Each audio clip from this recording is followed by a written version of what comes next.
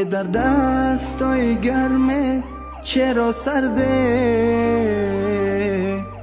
پای پیر دیگه خالیسی درده. پدر چرا چراغی خونمان چرا خاموشه، چرا هر کی رو اینجا میبینم سفید میپوشه. پدر نوازشم کن اگه بیداری، تو گفتی تا که هستم امنیت دادی. پدر صبرم تموم شد نگو رفتی، ببین تا آخر سفر مرا تنها گذاشتی. پدر جانم، پدر عمرم، پدر تالاری خونه. پدر رفتی سفرت تو ابد یادم میمونه.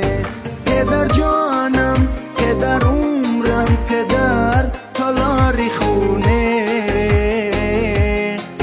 پدر رفتی سفرت تو ابد یادم میمونه.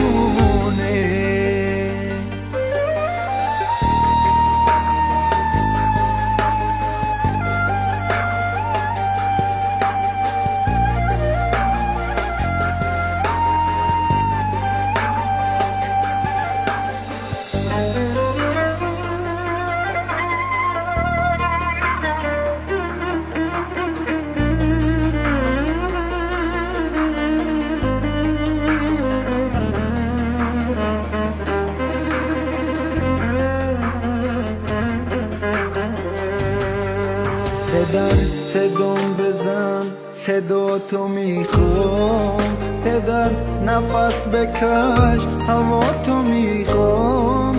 هنوز چشمای من باور نداره که باور دارد امشب برمیگردی. پدر جانم، پدر عمرم، پدر تالاری خونه.